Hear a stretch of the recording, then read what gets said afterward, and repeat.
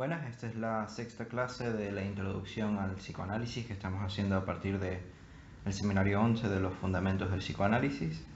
Hoy vamos a empezar a trabajar el nexo que hace Lacan entre Descartes y Freud. Para esto primero quiero dar un poco del contexto de Descartes antes de meternos con el texto de Lacan.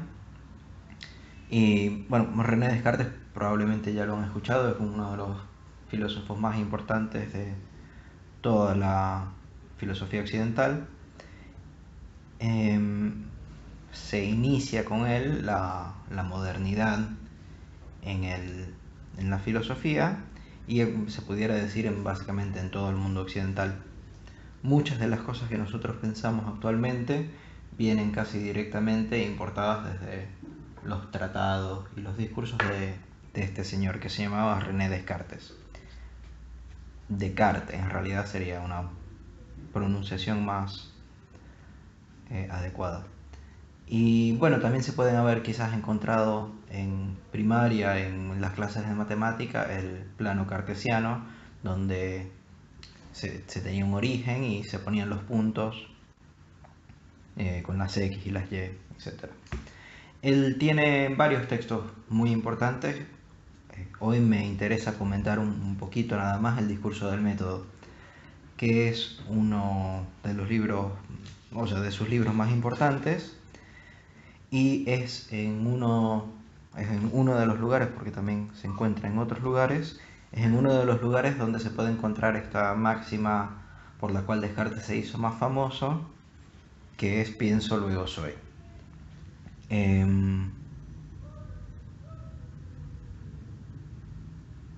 En español muchas veces se traduce como pienso luego existo, pero cogito ergo sum, que es una manera que lo dice en latín, sería más apropiado pienso luego soy. Y en realidad también hay que poner en duda un poco la parte de pienso, porque no es pensar, sino también, por ejemplo, dudar, sentir incluso. Todo esto va dentro de lo que pudiera ser cogito.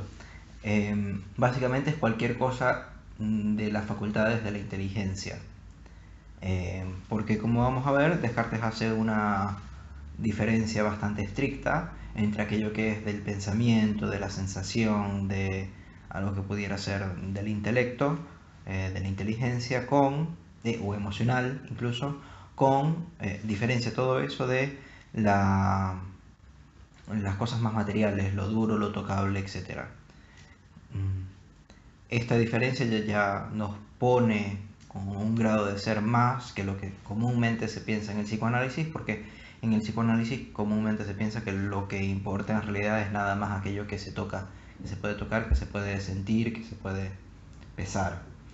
Sin embargo, Descartes en 1600 aproximadamente también postula que además sí está bien, hay cosas que se pueden tocar, pero también hay cosas hay otra cosa, otra materialidad que es por la cual nosotros pensamos o sentimos, soñamos. Que por cierto, a propósito de los sueños, Descartes también tiene unos análisis muy importantes, pero bueno, podrán ver en el discurso del método. Solo me interesa un poco plantear qué es lo que él está intentando hacer acá. Y podemos ver que al final de la primera parte, él dice, y siempre sentía en el párrafo que empieza así, pues tan pronto como estuve en edad de salir, ya terminando la primera parte, él dice, y siempre sentía un deseo extremado de aprender a distinguir lo verdadero de lo falso, para ver en mis actos y andar seguro por esta vida. Es decir, lo que a él le va a permitir ver claro y andar seguro en la vida es poder aprender a distinguir lo verdadero de lo falso. Porque había visto que los aprendizajes que él había tenido más bien eran de una naturaleza más falsa. Por ejemplo,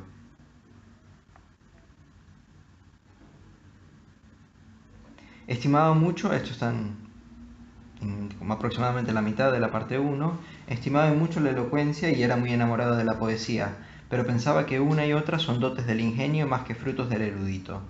Los que tienen más robusto razonar y digieren mejor sus pensamientos para hacerlos claros e inteligibles, son los más capaces de llevar a los ánimos la persuasión sobre los que proponen, aunque hablen una pésima lengua y no hayan aprendido nunca retórica. Es decir, está hablando de una especie de manejo de poder a través de la erudición, a través del poder saber cosas de la cultura. Y los que imaginan las más agradables invenciones, sabiéndolas expresar con mayor ornato y suavidad, serán siempre los mejores poetas, aun cuando desconozcan el arte poético. Gustaba sobre todo de las matemáticas por la certeza y evidencia que poseen sus razones. Ahí estamos de nuevo. Pero aún no advertía cuál era su verdadero uso, y pensando que sólo para las artes mecánicas servían, extrañábame que, siendo sus cimientos tan firmes y sólidos, no se hubiera construido sobre ellos nada más levantados. Es decir, él está dudando de la razón por la cual la matemática, por ejemplo, solo se utilizaba para cosas como la ingeniería y no para el arte y la literatura, cuando en realidad la matemática es, digámoslo así, el paradigma de lo claro y lo certero.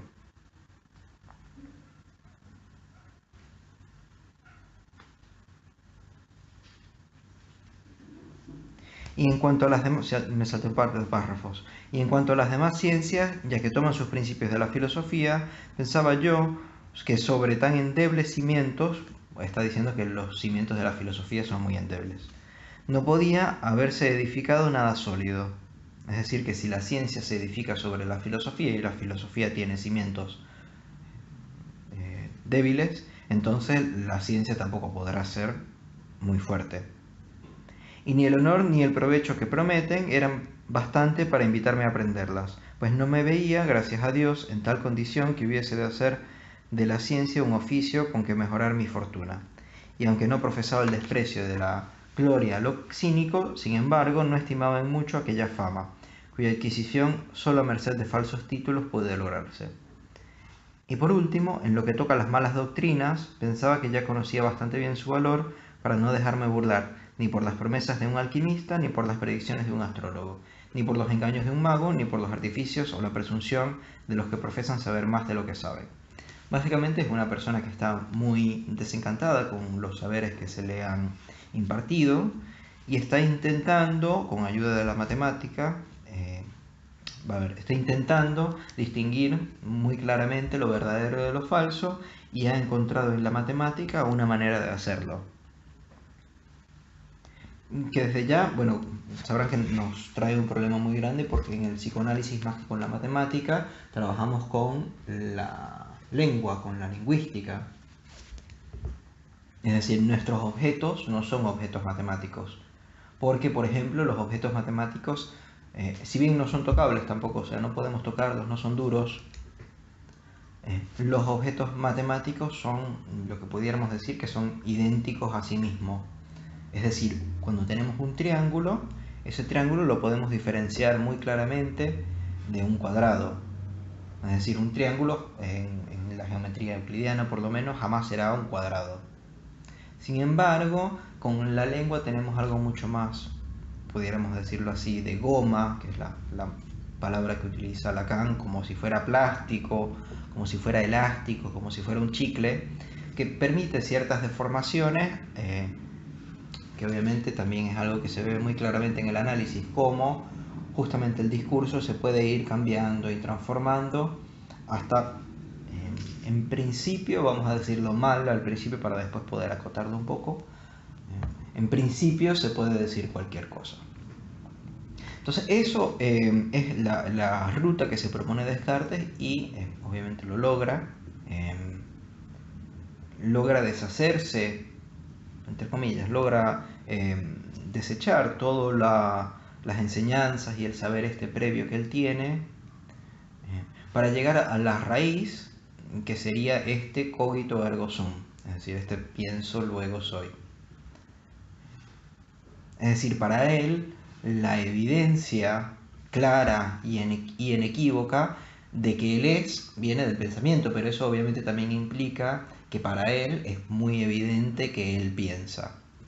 Toda esta vertiente de que sea muy evidente para él que él piensa, que Lacan obviamente critica mucho, diciendo que más bien es el otro el que piensa en Descartes, yo ahorita no la voy a tomar, sin embargo quiero dejar dicho que también hay muchas otras críticas y comentarios de Descartes en Lacan.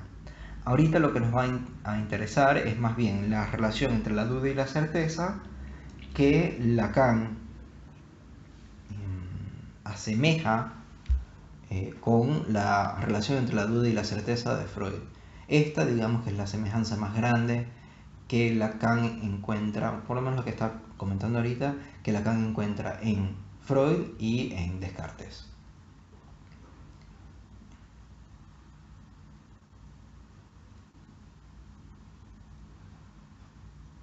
Voy a saltar un par de páginas hasta la página 46 para poder mostrarles lo que yo considero que es el objetivo de Lacan en este fragmento de esta clase. Al final de la página 46, el último párrafo, él dice: si alargué tanto esta introducción, fue para permitirles distinguir cuál es la posición del modo de proceder freudiano en lo que respecta al sujeto, en tanto que el campo de inconsciente atañe al sujeto. Distinguí así la función del sujeto de la certeza con respecto a la búsqueda de la verdad. Es decir, esas son las dos cosas que vamos a querer distinguir: la función del sujeto de la certeza y la búsqueda de la verdad.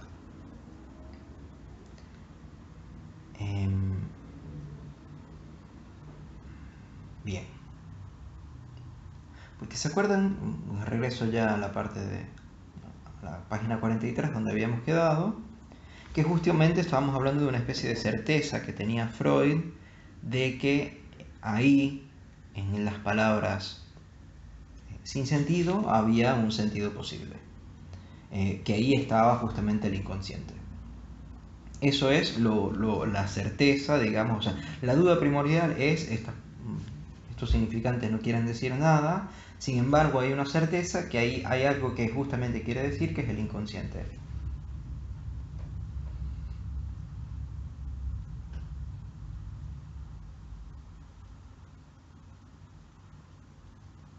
Empiezo. Ahora bien, y Freud hace hincapié en esto con todas sus fuerzas, la duda es el apoyo de su certeza.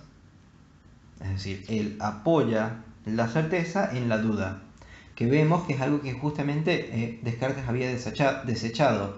Es decir, acá lo que Lacan está proponiendo es que los cimientos de Freud justamente son débiles, y eso es lo que le permite hacer un edificio fuerte. Se ve que es una subversión completa del sujeto cartesiano. Un comentario breve sobre lo que quiere decir sujeto, que recordemos que no estamos hablando de individuo, sino de tema, de asunto, de aquello de lo que se está hablando. Por ejemplo, hoy, hasta ahorita, digamos así, el sujeto ha sido la relación entre Descartes y Freud. Más precisamente, el sujeto ha sido Descartes. Y la manera de proceder de Descartes en búsqueda de una diferencia muy clara entre la verdad y lo falso. Pero bueno, acá sujeto lo vamos a tener que poder pensar de esa manera, y entonces cuando decimos sujeto de la certeza, más bien va a ser todo el tema de la certeza, es decir, y también con el sujeto del inconsciente, todo el asunto del inconsciente, todo cómo alguien puede llegar a pensar algo tan loco, digámoslo así, como el inconsciente. Nos dice por qué. Es precisamente indicio de que hay algo que preservar. Y la duda entonces es signo de resistencia. Es cierto que la función que confiere a la duda sigue siendo ambigua, pues el algo que ha de preservarse puede ser también el algo que ha de mostrarse, porque de todas maneras lo que se muestra solo lo hace tras un disfraz, y además postizo, que está mal puesto. Es decir, siempre aquello mostrado es sujeto a duda, a sospecha. Freud es un autor que sospecha muchísimo. Es decir, cada vez que el paciente dice algo o que muestra algo, Freud busca ahí una interpretación alterna, es decir, completamente además alejado de aquello que estaba buscando Descartes con su claridad. Freud más bien, sobre todo, impone una duda, una oscuridad, una ambigüedad, donde dice casi, es como si dijera, esto que se acaba de mostrar puede ser cualquier cosa menos aquello que se acaba de mostrar. Pero en cualquier caso, insisto sobre el hecho de que hay un punto en que ambas maneras de proceder, la de Descartes y la de Freud, se acercan y convergen. Bien. Descartes nos dice, estoy seguro porque dudo de que pienso. Es decir, dudo, por lo tanto pienso. Y diría yo, para detenerme a una fórmula no más prudente que la suya, pero que nos evita el debate sobre el yo pienso, por pensar soy. Nótese de paso que al eludir el yo pienso, elude la discusión que resulta de que para nosotros ese yo pienso de ningún modo puede separarse del hecho de que Descartes, para formularlo, lo tiene que decir implícitamente, cosa que lo olvida. Esto lo dejamos guardado por el momento. A ver, esto es importante porque el yo pienso es yo, es decir, Descartes dice que él piensa.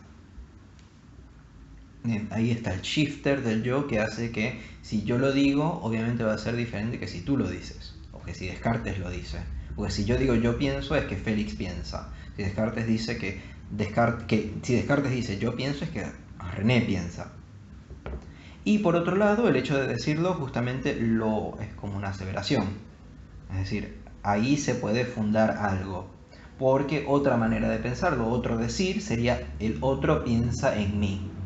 Ahí no se diría yo pienso. O se diría yo pienso de una manera mucho más con un rodeo. Pero bueno, esto no es con lo que se va a meter. De una manera exactamente análoga, Freud cuando duda, pues al fin y al cabo se trata de sus sueños y al comienzo quien duda es él, está seguro por eso de que en ese lugar hay un pensamiento que es inconsciente, lo cual quiere decir que se revela como ausente. Es decir, la revelación del inconsciente, como habíamos dicho anteriormente, es justamente aquello que no se muestra. Entonces el inconsciente siempre va a tener que ser buscado en la oscuridad a pesar de aquello que efectivamente se muestra. Pero justamente porque duda, él dice, porque dudo hay un pensamiento, y lo mismo pasa con Descartes, o sea, porque dudo hay un pensamiento y porque pienso, entonces estoy seguro que soy. Espero que se esté viendo la relación. La diferencia grandísima, obviamente, es que Freud postula que ese pensamiento jamás va a poder ser claro porque justamente es inconsciente, mientras que en Descartes el pensamiento es consciente. A ese lugar convoca, en cuanto trata con otros, el yo pienso en el cual se va a revelar el sujeto. En suma, está seguro de que el pensamiento está ahí completamente solo de todo su yo soy, por así decir, por poco que alguien, y este es el salto, piense en su lugar. Se está viendo que ahora más bien estamos intentando desechar el pensamiento, la postura de que justamente va a ser Descartes el que piensa. Aquí se revela la disimetría entre Freud y Descartes. No está en el paso inicial de la fundación de la certeza del sujeto. Es decir, no estamos hablando en Freud y en Descartes de una fundación de un sujeto diferente. Eso no es lo que estamos tratando porque justamente en ambos el asunto que se está tratando es la conclusión que se puede armar a partir de dudar que se piensa, digámoslo así. Radica en que el sujeto está como en casa en el campo del inconsciente. Es decir, que el sujeto más bien va a ser inconsciente, no consciente en Freud, no consciente como está en Descartes. Y porque Freud afirma su certeza, se da el progreso mediante el cual nos cambia el mundo.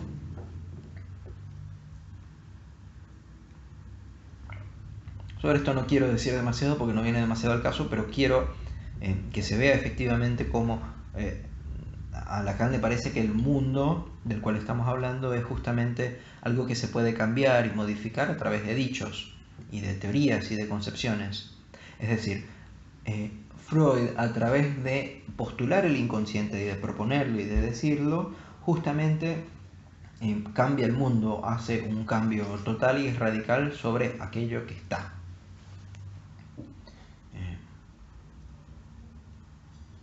Es decir, que toda aquella teoría que más bien piense que no se puede cambiar nada con las palabras, que las palabras son puro bla bla bla, que eso es puro goce, como normalmente se dice, más bien está yendo en contra de no nada más de Lacan, sino de lo que Lacan diagnostica que Freud, que fue la innovación completa freudiana.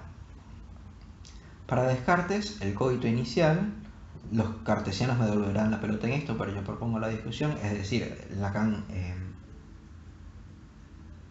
confiesa y está completamente consciente de que lo que él está diciendo no necesariamente es la única interpretación de Descartes, ni quizás sea la mejor, pero él igual está proponiendo que con Descartes se hizo este paso.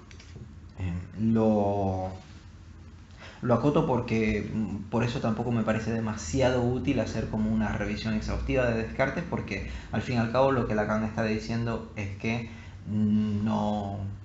esto no necesariamente está muy evidente en Descartes, sino que nosotros lo podemos plantear así.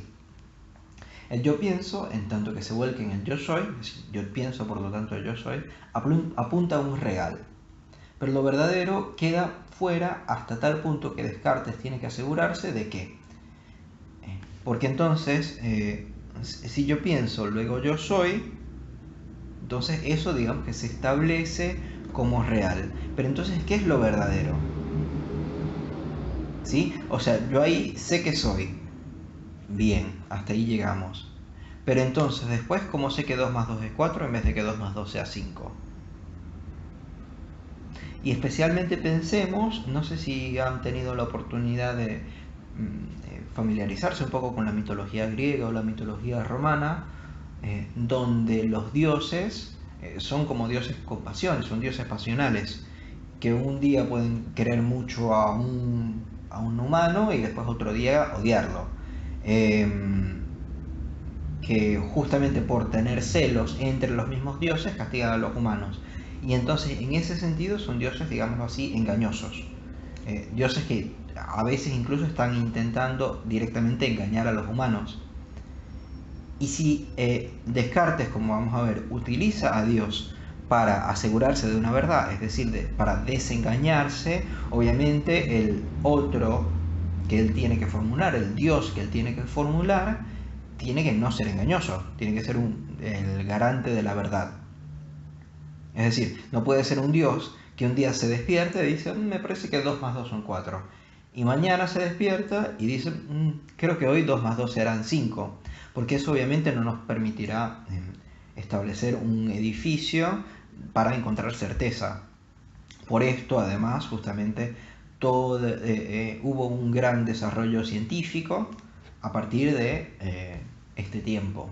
Con esto obviamente no estoy diciendo que Descartes fue el que hizo todos estos desarrollos científicos o que fue el único en propulsar todos los desarrollos científicos o que fue la única condición para llevarlos a cabo, pero sí este tipo de pensamiento sobre la certidumbre y sobre el otro que no engaña y sobre la matemática es justamente lo que permitió el desarrollo tan rápido posterior de la ciencia. Entonces, lo que Descartes va a decir es que justamente el otro, su Dios, no engaña. Y esto es lo que le permite a él distinguir lo verdadero de lo falso y establecerlo claramente. Y un otro que no sea engañoso y que además pueda garantizar con su mera existencia las bases de la verdad. Garantizarle que en su propia razón objetiva están los fundamentos necesarios para que el real del que acaba de asegurarse, que él es porque piensa, pueda encontrar la dimensión de la verdad. Es decir, encontré algo, encontré esta conclusión, ¿es verdad? Y el es verdad solo se responde a través de Dios, que no es engañoso. Solo puedo indicar las prodigiosas consecuencias que tuvo esto de poner la verdad en manos de otro.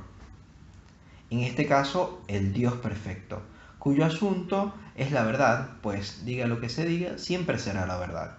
Si hubiese dicho que 2 más 2 sean 5, hubiera sido verdad.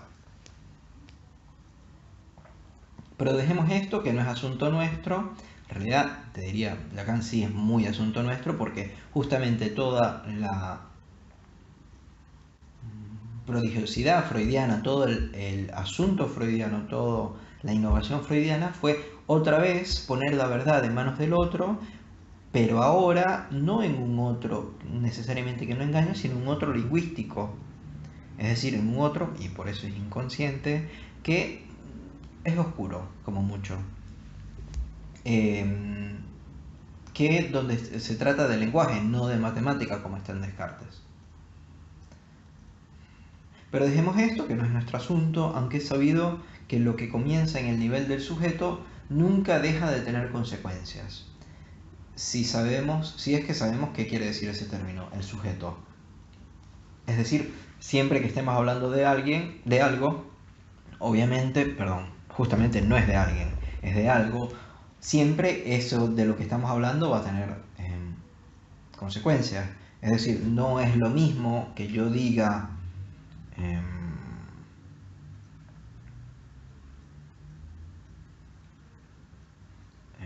ayer fui a la playa cuando estoy en la playa que cuando estoy escribiendo un libro, ¿sí? O sea, de lo que estamos hablando siempre el contexto, el sentido, siempre va a importar en la manera en la cual se entiende la frase. Descartes no lo sabía, salvo que era sujeto de una certeza y rechazo de todo saber anterior. Pero nosotros sabemos, gracias a Freud, que el sujeto del inconsciente se manifiesta, que piensa antes de entrar en la certeza.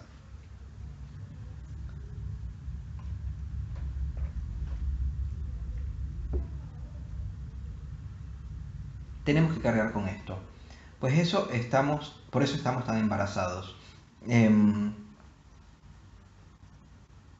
Esto es una manera muy poética que tiene Lacan de decirlo, que es que justamente en el inconsciente pare. Es decir, hace un parto, que es lo que permite justamente establecer el ser. Entonces, por ejemplo, el pienso pienso luego soy, es justamente el pienso es un parto, es una madre embarazada, que es lo que piensa, lo que permite parir el ser, pero justamente es antes del parto, es decir, es pre-ontológico, como estábamos diciendo anteriormente. En todo caso, de ahora en adelante es un campo al que no podemos negarnos, como tampoco a la pregunta que formula.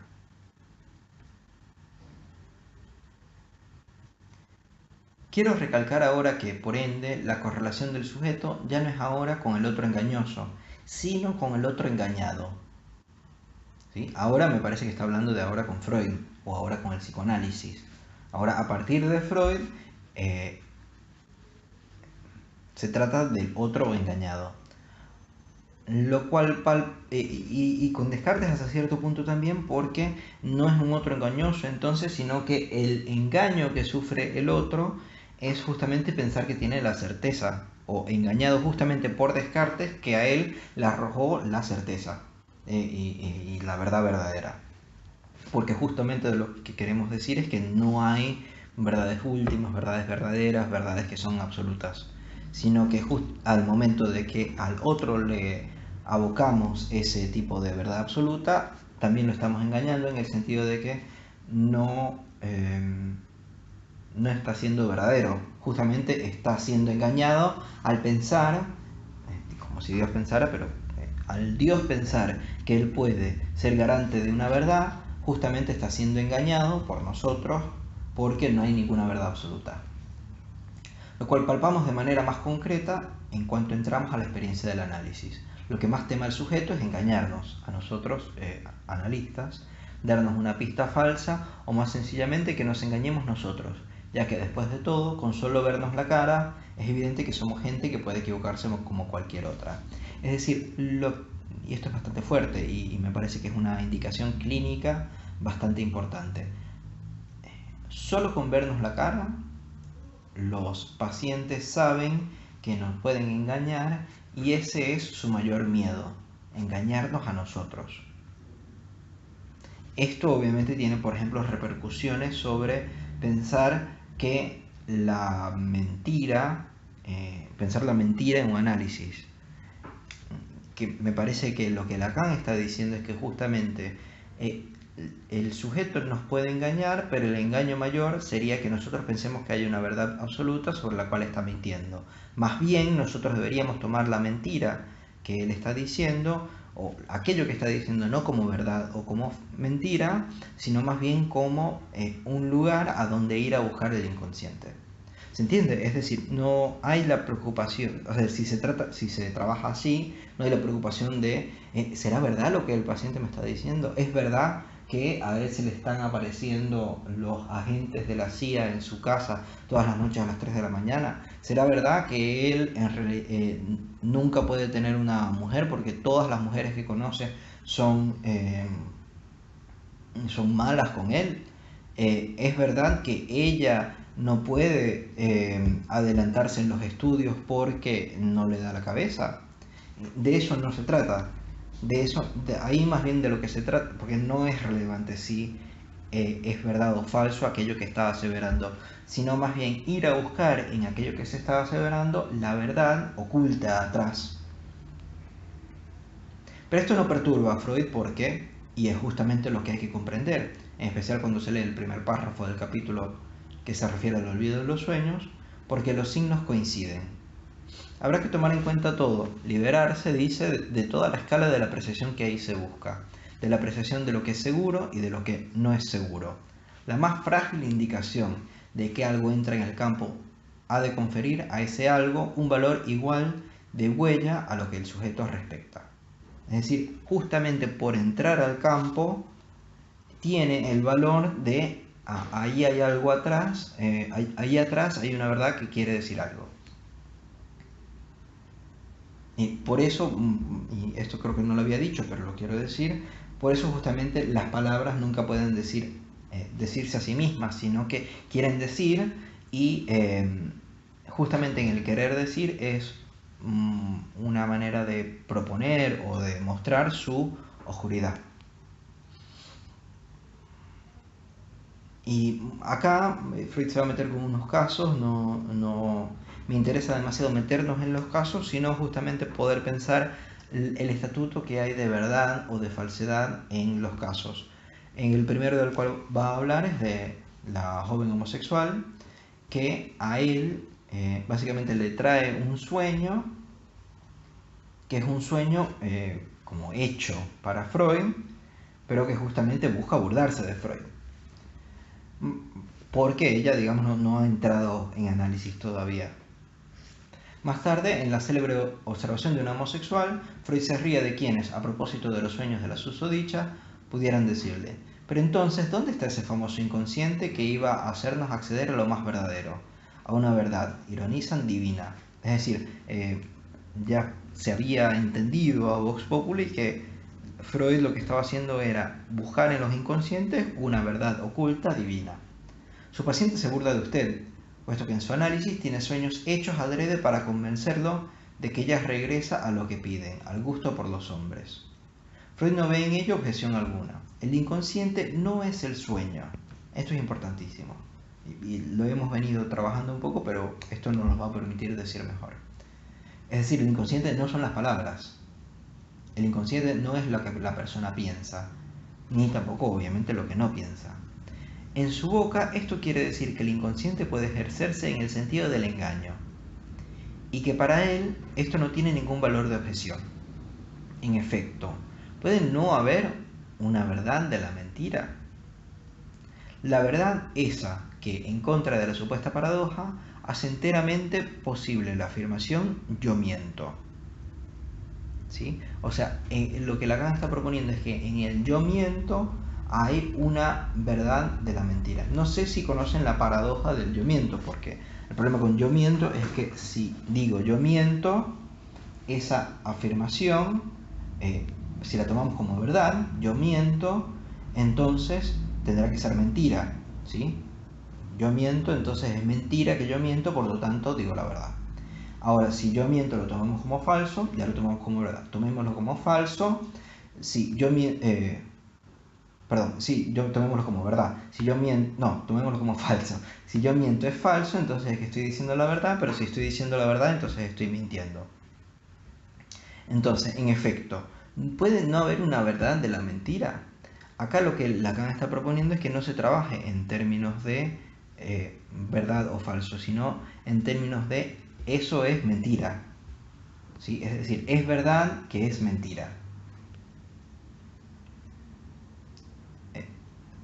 Y como les estaba diciendo antes, siempre tomar eso o hacer esa operación hacia los dichos. Siempre decir eso que se está diciendo no quiere decir exactamente lo que dice, sino está diciendo una mentira cuya verdad se va a revelar justamente al hacer el análisis de esos textos. Solo que en esta ocasión Freud falló en formular correctamente el objeto tanto del deseo de la histérica como el deseo de la homosexual. Respecto de la una como a las otras, respecto a Dora como la famosa homosexual, se dejó superar y el tratamiento quedó interrumpido. En lo que toca a su interpretación, el propio Freud sigue vacilando un poco más tarde, un poco temprano. A falta de los puntos de referencia estructurales, que si bien es justamente todo lo que intenta Lacan hacer, ponerle puntos de referencia estructurales a toda la empresa freudiana, que espero poner en descubierto para ustedes, Freud no podía ver aún que el deseo de la histérica, que se hace manifiesto en manera resaltante a la observación, es sostener el deseo del padre.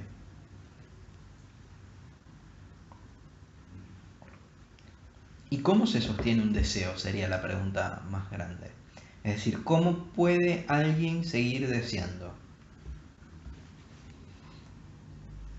La complacencia tan manifiesta de Dora por la aventura del padre, con la que es esposa del señor K, este es otro caso donde, digamos, es como una telenovela, donde Dora es hija del padre de Dora, obviamente, y el padre de Dora tiene unos amigos que se llaman el señor y la señora K. El padre de Dora está teniendo un affair, una relación romántica con la señora K, que está obviamente casada con el señor K, y el señor K está de alguna manera u otra haciéndole un cortejo a Dora, que es una adolescente.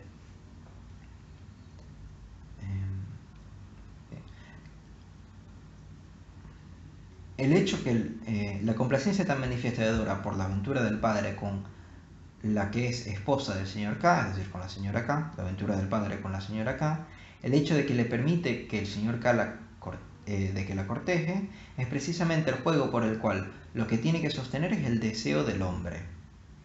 Por eso mismo, el pasaje al acto, la bofetada de la ruptura, que se produce en cuanto uno de ellos, el señor K, le dice, usted no me interesa. No, le dice, no, usted no me interesa. Porque sería, digamos, más de sentido común pensar que si después de todo un cortejo el señor K le dice, usted no me interesa, Dora lo cacheteara. Sino, mi mujer no me interesa. Eso es lo que a ella le hace, digamos, la pone en angustia, la hace tambalear. Que el señor K le diga, mi propia mujer, la señora K, no me interesa. Muestra que ella necesita que se conserve el vínculo con ese elemento tercero que le permite ver subsistir el deseo, de todos modos insatisfecho. Es decir, el deseo siempre tiene que subsistir de manera insatisfecha, y eso se hace a través de una terceridad, es decir, de algo que siempre va a estar como en otro nivel, en otro lugar, inalcanzable, justamente por mostrarse alcanzable o mundano, es que ella, Dora, siente que el deseo se colapsa, que toda esta estructura colapsa, y le da la cachetada. Tanto el deseo del padre que ella favorece en tanto impotente, como el suyo, por no poder realizarse como deseo del otro. Es decir, que el deseo de la propia Dora se ve también colapsado, no nada más en el señor K, porque el señor K no está poniéndolo como terceridad, que sería la señora K, que ahora le pertenece al señor K, es decir, como a él le están montando cacho, siempre para él será un objeto de deseo porque nunca lo tendrá. Pero también Dora, al señor K mostrarle que ella, Dora, es objeto de el del señor K, deseo, entonces esto hace que el deseo tampoco logre un lugar tercero, sino que justamente Dora se realiza como deseo del otro, cosa que no permite que el deseo de Dora de no realizarse como deseo del otro o de mantener el deseo no siga. De la misma manera, la homosexual encuentra otra solución, también para el deseo del padre: desafiar al deseo del padre. Esto justifica una vez más la fórmula que he dado, originada en la experiencia de la histérica, para situarla en su justo nivel. El deseo del hombre es el deseo del otro. Vuelvan a leer la observación y verán el carácter de evidente provocación que presenta toda la conducta de esta muchacha, es decir, siempre desafiante, que le sigue los pasos a una mundana de dudosa reputación, muy conocida en la ciudad, y hace gala de las atenciones caballerosas que le ofrece, hasta el día en que tropieza con su padre, y lo que encuentra en la mirada del padre es el rechazo, el desprecio y la anulación de lo que sucede ante sus ojos, y de inmediato se arroja por encima de la baranda de un pequeño puente de ferrocarril. Literalmente, la homosexual ya no puede concebir a no ser aboliéndose, es decir, no puede concebir, no puede quedar embarazada de deseo, a no ser aboliéndose la función que tenía, la de mostrar al padre como es uno mismo, un falo abstracto, heroico, único y consagrado al servicio de una dama. Es decir, ya no podía, al ver el desdén en los ojos del padre, la joven homosexual no podía mostrarse como como ella completa, sino que más bien, digamos, ve a través de sus ojos, ella, la joven homosexual, ve a través de los ojos del padre que justamente hay algo más faltando ahí. Lo que hace la joven homosexual en su sueño, cuando engaña a Freud, es un desafío más dirigido al deseo del padre. Usted quiere que me gusten los hombres, pues tendrá todos los sueños de amor por los hombres que querrá. Es decir, sigue diciéndole: yo puedo. Es el desafío en forma de irrisión. Si alargué tanto esta introducción fue para permitirles distinguir cuál es la posición del modo de proceder freudiano en lo que respecta al sujeto, en tanto que el campo del inconsciente atañe al sujeto. Distinguí así la función del sujeto de la certeza con respecto a la búsqueda de la verdad. La próxima vez abordaremos el concepto de repetición preguntándonos cómo concebirlo, y veremos cómo Freud, mediante la repetición como repetición de decepción, coordina la experiencia, en tanto que decepcionante, como un real, situado desde entonces en el campo de la ciencia como aquello que el sujeto está condenado a errar, pero que este mismo hierro revela.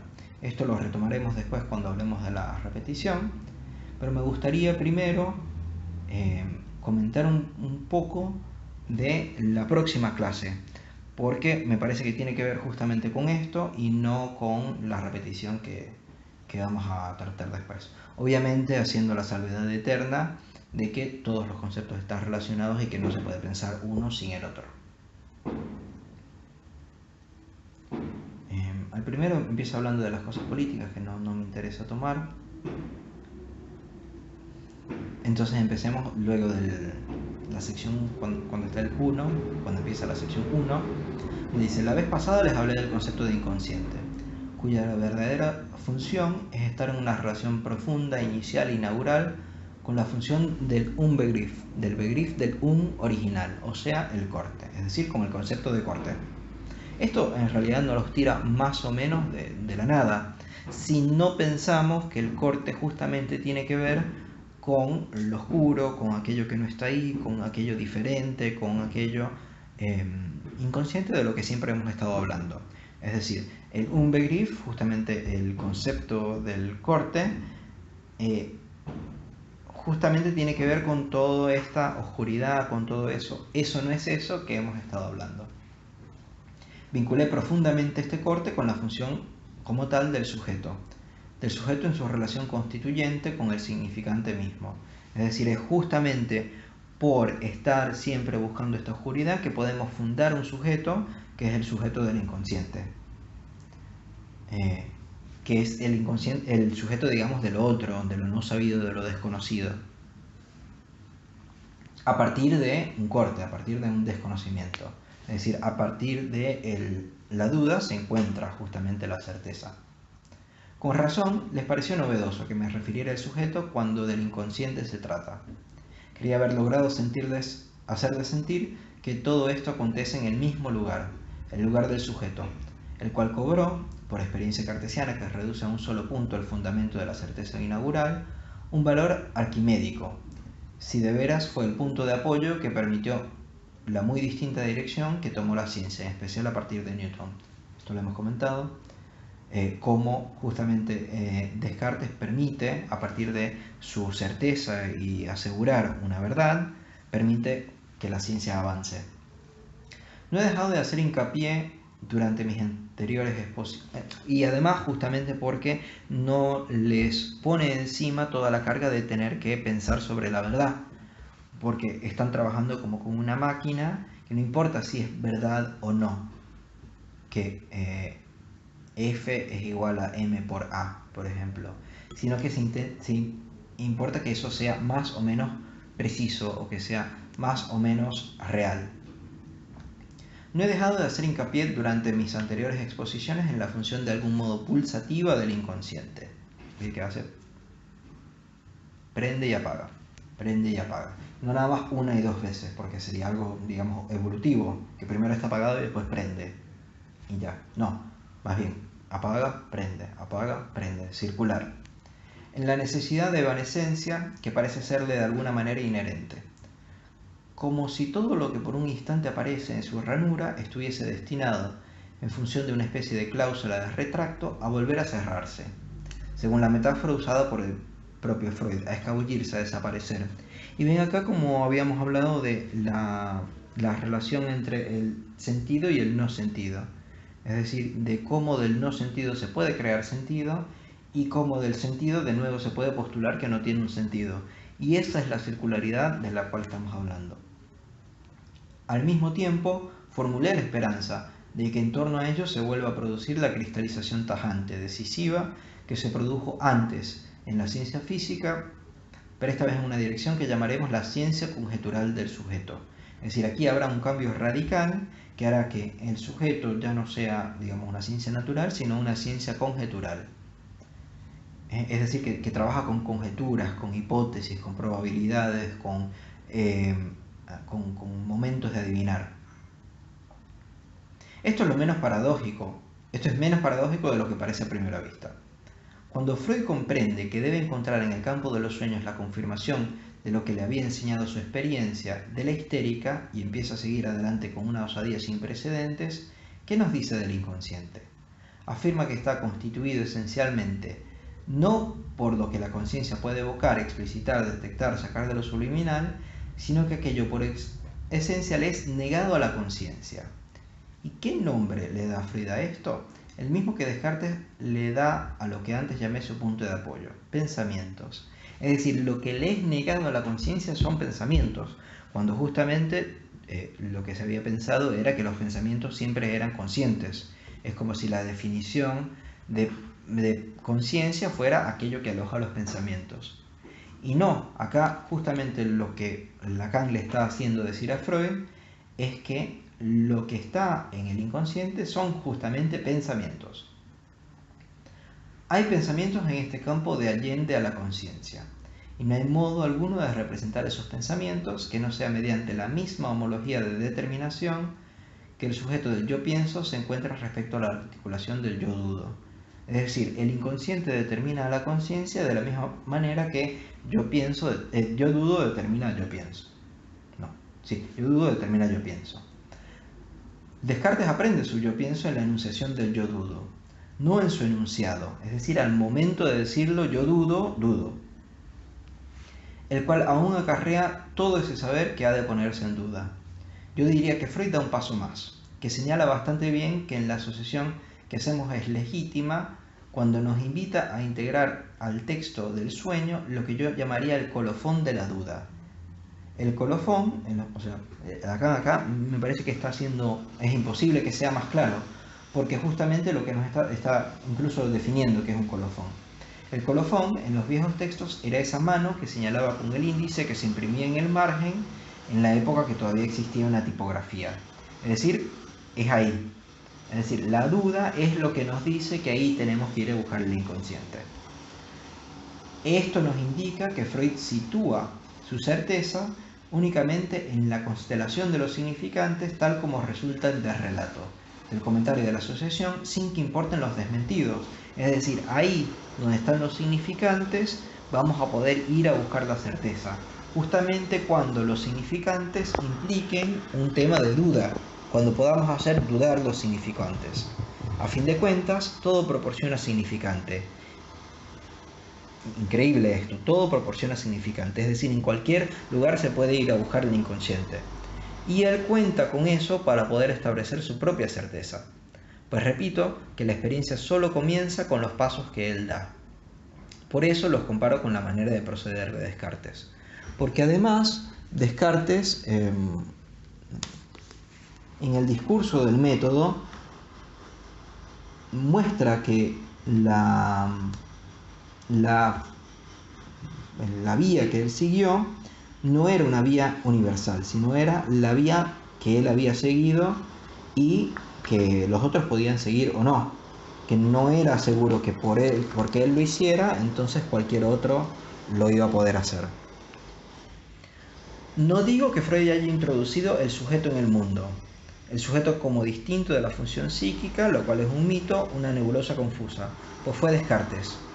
Pero diré que Freud se dirige al sujeto para decirle lo siguiente, que es nuevo. Es decir, Descartes fue el que introdujo el sujeto como diferente de la función psíquica. ¿Sí? Porque él dice, yo dudo, por lo tanto soy, es decir, función psíquica, por lo tanto sujeto. Pues fue Descartes. Pero diré que Freud se dirige al sujeto para decirle esto. Aquí en el campo del sueño estás en casa, es decir, tu casa es el inconsciente. Lo cual no quiere decir, como lo enuncia no sé qué porquería de traducción, le moi doit déloger le ça. El yo tiene que desalojar al ello. Es decir, no se trata de que el yo tiene que venir ahí, el sujeto tiene que venir ahí donde estaba el inconsciente y desplazarlo, desalojarlo. No, más bien, ahí donde está el ça, eso es el sujeto. Dense cuenta de cómo se traduce a Freud, es como una especie de parir, sería la manera más bien de decirlo, como si el ça fuera lo embarazado que pare el yo, si el ello fuera lo embarazado que pare el yo. Dense cuenta de cómo se traduce a Freud al francés, cuando una fórmula como esta iguala en resonancia a la de los presocráticos. No se trata del yo en ese Solich Verden, se trata de lo que es el ich bajo la pluma de Freud, desde su comienzo hacia su fin. Cuando se sabe, desde luego, reconocer su estilo, el lugar completo, total de la red de los significantes, es decir, la totalización de la red de los significantes, es decir, el sujeto. Donde eso estaba desde siempre el sueño. En este lugar los antiguos reconocían toda índole de cosas, y en ocasiones mensajes de los dioses, es decir, los presocráticos ya encontraban en los sueños una especie de otro lugar donde podía encontrarse una verdad. ¿Y por qué habrían de estar equivocados? Algo hacían ellos con esos mensajes de los dioses. Además, y tal vez lo vislumbren en la continuación de mi exposición, no hay que excluir que esos mensajes sigan ahí. Lo que pasa es que a nosotros nos da igual. A nosotros nos interesa el tejido que envuelve estos mensajes. Es decir, a nosotros no nos importa eso que el mensaje quiere decir, sino que nos importa el tejido en el cual nos está nos llega envuelto el mensaje. La red donde eventualmente algo queda prendido. Tal vez la voz de los dioses se hace oír, pero desde hace mucho nuestros oídos se han vuelto, en lo que a ellos respecta, a su estado originario. Todos sabemos que están hechos para no oír. Disculpen la interrupción, pero había mucho ruido. La idea esta de que tenemos oídos para no oír tiene varias interpretaciones. En principio, pudiéramos pensar que es una referencia a Jeremías 5:21, es decir, un libro de la Biblia, se llama Jeremías, en su capítulo 5, en el versículo 21, justamente está exigiéndole al pueblo que tengan temor a Dios, pero creo que además necesitamos otro elemento, que es que en francés oír, o esto que Lacan está diciendo, lo dice con entendre, que quiere decir tanto oír, escuchar, cómo entender. Entendre, entender, está bastante relacionado. Entonces, otra manera de pensar, o sea, una manera de pensar lo que Lacan está diciendo acá es que los oídos nos hacen pensar que lo importante es lo que nosotros escuchamos. Es decir, como si fueran las palabras, como si eso fuera a lo que en verdad le tenemos que prestar atención. Y eso de hecho es lo que oímos. Sin embargo, puede ser que lo que en realidad tengamos que entender es algo en las palabras, pero en el más allá de ellas, digámoslo así. Es decir, sigue siendo una referencia al inconsciente. Pero el sujeto está allí para dar consigo mismo, donde eso estaba, me adelanto, lo real. Es decir, donde eso estaba, Lacan pone traducirlo como lo real, y dice que ahí vamos a encontrar el sujeto. ¿Se acuerdan que de eso estábamos hablando? Como si lo real o el ello fuera, más bien pariera el yo o el sujeto, en esta traducción que está haciendo Lacan de la obra de Freud. Justificaré luego lo dicho aquí, pero los que me escuchan desde hace algún tiempo saben que suelo utilizar la fórmula: los dioses pertenecen al campo de lo real. Es decir, que justamente donde se pensaba que los dioses hablaban, ahí, es decir, en lo real es donde se pensaba que los dioses hablaban, entonces ahí justamente vamos a encontrar el sujeto. Allí donde eso estaba, el sujeto, no la psicología, el sujeto ha de advenir. Y para saber que se está ahí no hay más que un método. Y voy a decir cuál es el método, que es detectar la red. Básicamente la red de los significantes que está proponiéndose de tal manera que hace un real. Podemos pensar que lo real es lo imposible, y justamente lo imposible para cada red de significantes.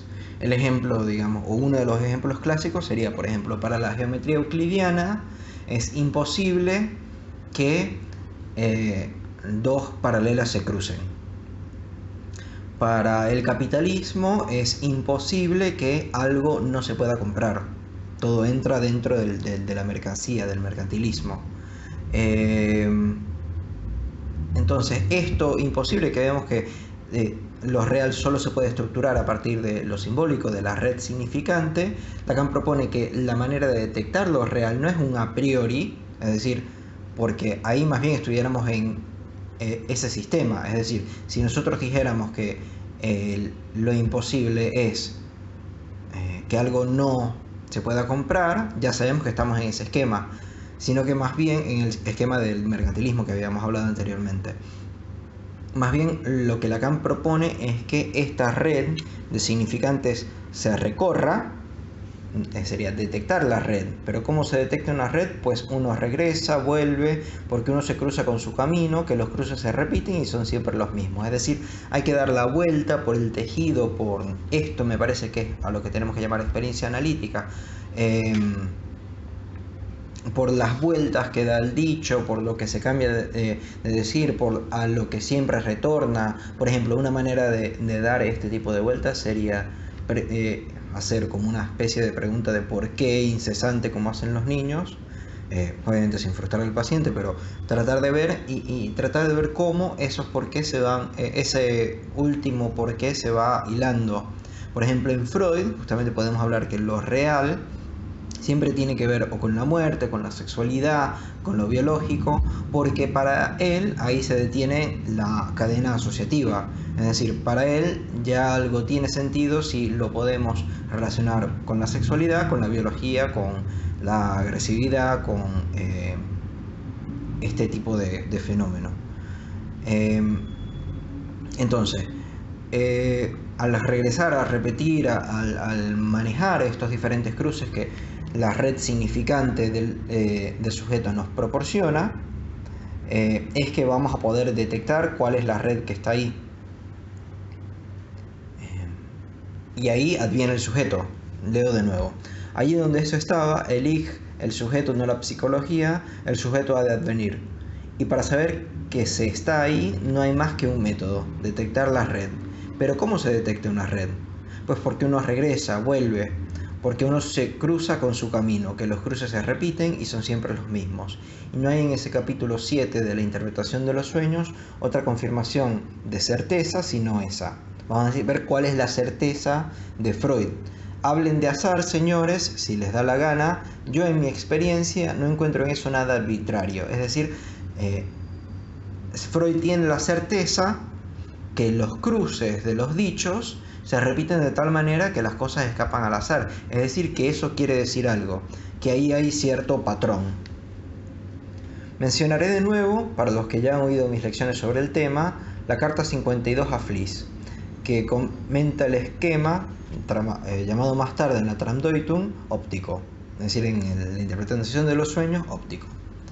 Este modelo representa cierto número de capas permeables a algo análogo a la luz y cuya refracción se supone que cambia de capa en capa. Es en ese lugar donde se pone en juego el asunto del sujeto del inconsciente. Ven cómo a partir de los cambios que se pueden dar, las modificaciones, las diferentes versiones, justamente se puede poner el sujeto a jugar. Y no es, dice Freud, un lugar espacial, anatómico, es decir, no se trata de la persona, del individuo. El sujeto no es esto, no soy yo, sino más bien los lugares hacia donde siempre se regresa, eso de lo que se está hablando, aquello que comanda mi vida más allá de mí. ¿Cómo, si no, concebirlo tal como nos lo presenta? Inmenso despliegue, espectro especial, situado entre percepción y conciencia, como se dice entre carne y pellejo. Ya saben que estos dos elementos formarán más tarde, cuando haya establecer la segunda tópica, en el sistema percepción-conciencia, pero será preciso no olvidar entonces el intervalo que los separa. Ven que esto es lo que le interesa a Lacan, el intervalo, lo que cojea, lo que está entre los elementos, digamos, más fundamentales, en el que está el lugar del otro, donde se constituye el sujeto. Entonces ven cómo justamente al poder, digamos, escuchar con algo más allá de nuestros oídos, es decir, buscando estos patrones en los dichos, buscando de qué se habla, cuándo se habla, buscando parir algo de este lugar lingüístico del otro, podemos constituir el sujeto. Es decir, que el sujeto es el producto de una operación sobre lo dicho en un análisis que hace que a partir del otro de parir, separa eso. Bien. Pues bien, si nos atenemos a la carta de Fliess, ¿cómo funciona eso de las huellas de la percepción?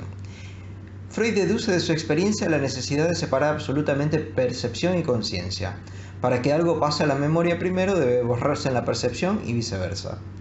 Freud nos designa entonces un momento en que esas huellas de la percepción deben estar constituidos en la simultaneidad. ¿Y qué es eso? Pues no otra cosa que la sincronía significante.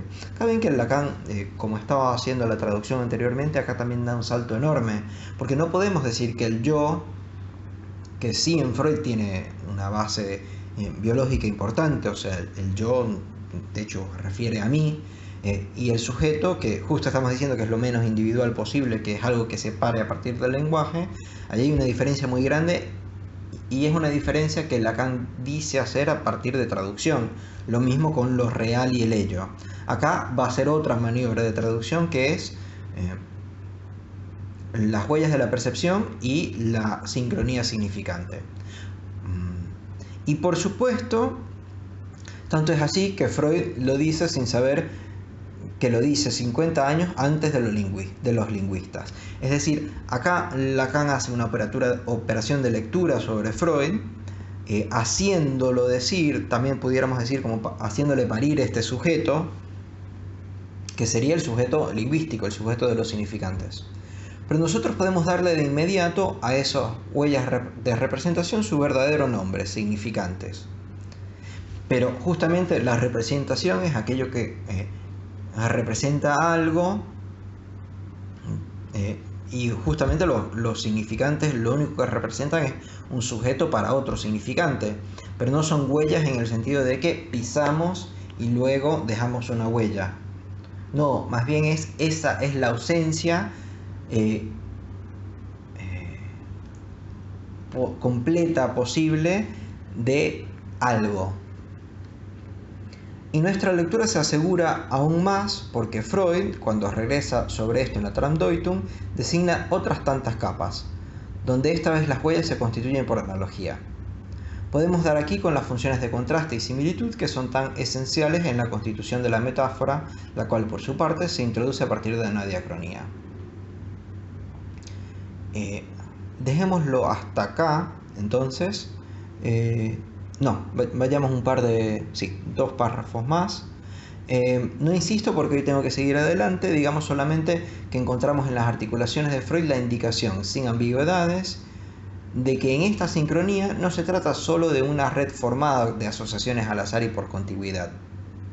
Los significantes solo pudieron constituirse en simultaneidad en razón de una estructura muy definida, de la diacronía constituyente. Es decir, había una diacronía constituyente, había una estructura ya armada y, digámoslo así, a partir de eso,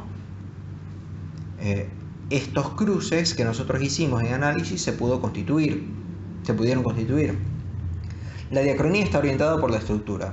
Freud señala muy bien que para nosotros, en lo que toca a la última capa del inconsciente, donde funciona el diafragma, donde se establecen las prerelaciones entre proceso y primario, y lo que de él será utilizado a nivel del preconsciente, no puede haber ningún milagro. Debe estar relacionado, dice él, con la causalidad. Es decir, justamente ven cómo Freud constantemente hace que ahí, en lo más profundo, haya una intención, una especie como de querer decir, que muchas veces se confunde con la persona, lo que quiere decir la persona. Pero justamente creo que el trabajo que está haciendo Lacan sobre Freud, en la lectura que Lacan está haciendo, es para hacerle a Freud decir que no se trata del individuo, sino que se trata de la diferencia, de la ausencia, de la estructura, de aquello que no es. Todas esas indicaciones se cruzan y con ello nos asegura, a nosotros también, que coincidimos con Freud, sin que podamos saber si nuestros hilos de Ariadna provienen de ahí. Porque por supuesto lo leímos antes de dar nuestra teoría del significante, si bien no siempre lo comprendimos de inmediato. Es decir, acá mismo Lacan está diciendo que no es evidente que en Freud esté esta teoría del significante, pero si se toma en cuenta la teoría del significante, hay un Freud posible que está completamente en sincronía con lo que propone Lacan.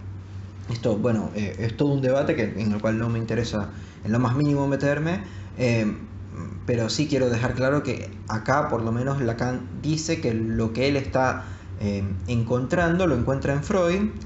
Sin embargo, hay una diferencia radical entre lo que Lacan dice que encuentra en Freud y lo que está evidentemente en Freud. Sin lugar a dudas, hemos colocado en el centro de la estructura del inconsciente la oquedad causal debido a las propias necesidades de nuestra experiencia.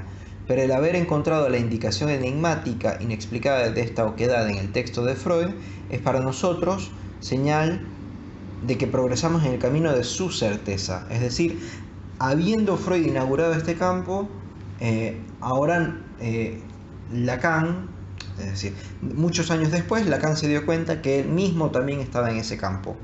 En ese sentido es el campo freudiano, no porque fue necesario que estuviera Freud antes, digámoslo así, no porque fue necesario que Freud, vienés, neurólogo, etcétera, existiera, sino porque justamente el campo en el cual Lacan se desarrolla, funda, trabaja, etcétera, ese campo también fue o es legible en la obra freudiana. Pues el sujeto de la certeza está aquí dividido. La certeza es de Freud. Es decir, justamente en el momento donde la certeza puede vacilar, donde se puede dudar, donde puede haber alguna ambigüedad, Freud dice, eso quiere decir algo, ahí hay un sujeto. Esto lo vimos anteriormente, y Lacan lo que está proponiendo acá, y vamos a seguir viendo después, es que se trata de una maniobra sobre el lenguaje, es decir, sobre aquello que está ahí, diferenciándolo del individuo que muchas veces se lee en Freud. Es decir, toma esta parte de Freud donde Freud hace que las palabras, que las palabras digan cosas que primero no signifiquen nada, y luego allí haya como una especie de intencionalidad de la cual él está seguro. Él toma eso y dice, bueno, de lo que hay que estar seguro es que no se trata de ninguna manera de un individuo, sino de más bien los cruces que hay ahí que nos permiten establecer de qué estamos hablando, de qué asunto se trata. Bueno, entonces terminamos acá por ahora. Después vamos a retomar muchas de las cosas que hemos trabajado, así que si no lo entienden completamente no se preocupen. Pero la idea es que esto les ayude un poco a afinar esta lectura, que es bastante complicada y se necesita mucho contexto, para que podamos seguir. Este capítulo y el que viene son, digamos, de los más ricos, me parece a mí, porque justamente vamos a empezar a trabajar con la noción de significante, que me parece a mí el concepto radical del psicoanálisis, es decir, de la raíz y al mismo tiempo lo que lo diferencia de casi cualquier otra disciplina, y también trabajar sobre la naturaleza de ese significante, que es, digamos así, la repetición. Bueno, entonces nos vemos en la próxima.